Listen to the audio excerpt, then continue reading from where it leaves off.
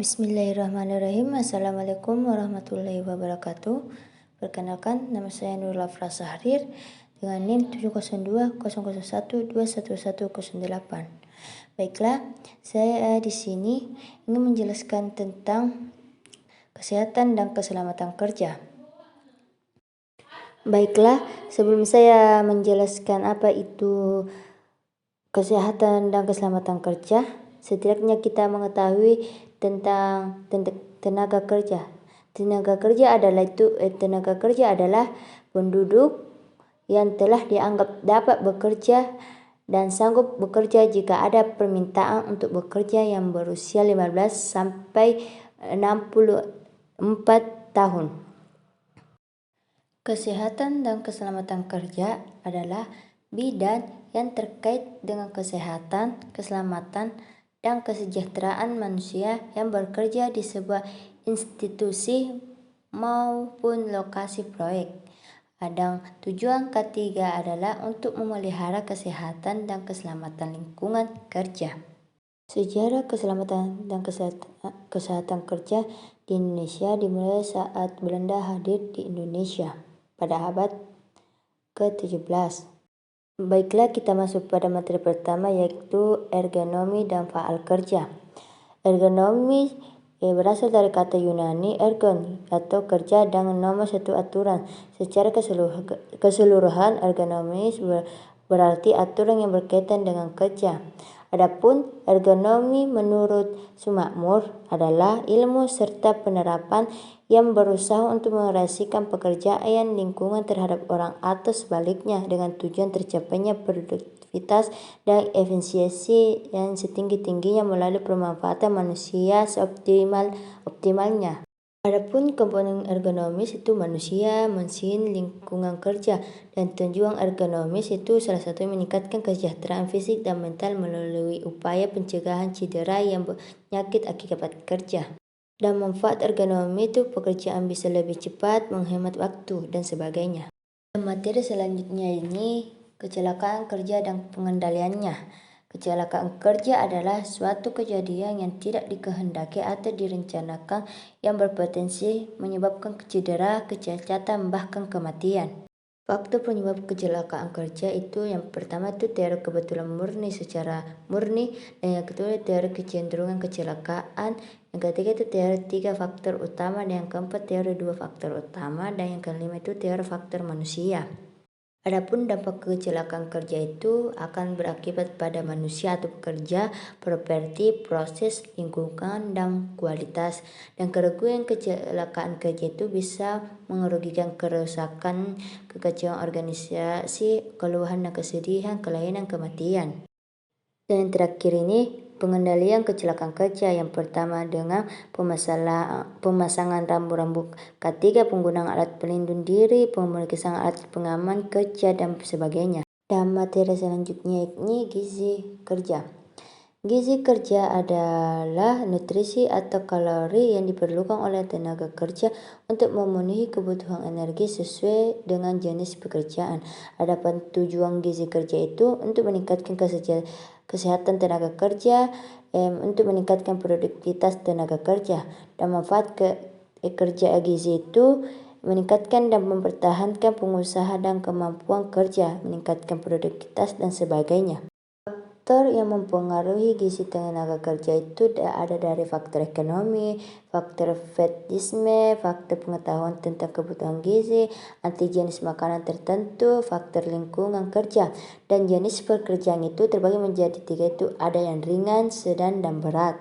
Adapun materi selanjutnya yakni toksikologi industri, yang dimana toksikologi yaitu ilmu tentang racun. Toksikologi industri adalah cabang ilmu dalam bidang keselamatan dan kesehatan kerja yang mempelajari efek bahaya zat kimia pada sistem biologi.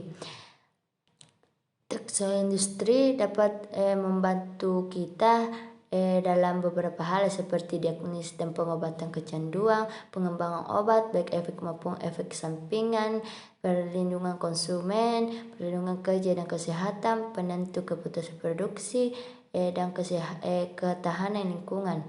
Dan klarifikasi bahan kimia itu berbahaya. Yang pertama itu bahan kimia beracun, bahan kimia korosif, bahan kimia mudah terbakar, dan sebagainya.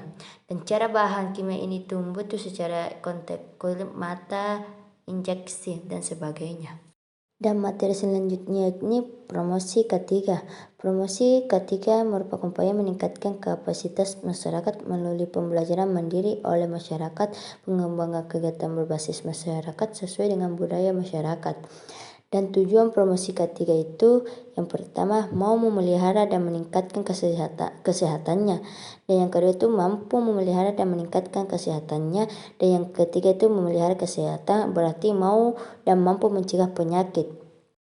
Dan manfaat promosi ketiga itu yang pertama pengurangan absentisme, dan yang kedua itu pengurangan biaya klien kesehatan, yang ketiga itu pengurangan turnover pekerjaan, dan yang keempat itu peningkatan produktivitas.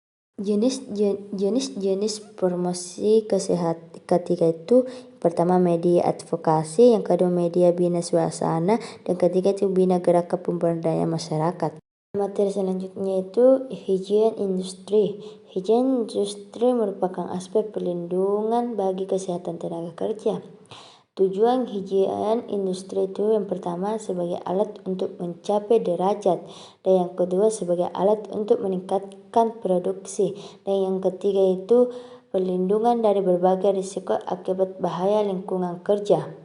Adapun prinsip dasar higien industri yang pertama itu antisipasi, yang kedua itu pengenalan, yang ketiga itu evaluasi, yang keempat itu pengendalian. Dan pengendalian ini terbagi menjadi ada yang eliminasi, substitusi, rekayasa teknik, administrasi, APD, dan sebagainya. Komponen faktor pendukung penerapan higien industri itu adalah para ahli yang bertugas dan bertanggung jawab pada keselamatan dan kesehatan lingkungan kerja. Baiklah, materi selanjutnya yakni epidemiologi ketiga. Epidemiologi ketiga adalah studi yang mempelajari efek kesehatan disebabkan oleh faktor-faktor pemaparan atau bahaya dari lingkungan kerja.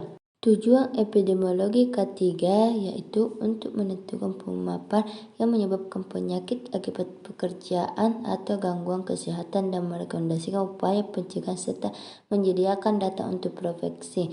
Dan yang kedua itu penilaian standar paparan yang melibatkan mekanisme. Dan jenis bahaya lingkungan kerja itu yang pertama jatuh dari atas ketinggian, jatuh dari ketinggian yang sama, terpanjang oleh getaran mekanis, penabrakan objek dengan bagian tubuh, dan sebagainya. Adapun faktor risiko bahaya dari lingkungan kerja itu ada dari orangnya, tempatnya, dan waktunya. Dan materi selanjutnya yakni psikologi industri.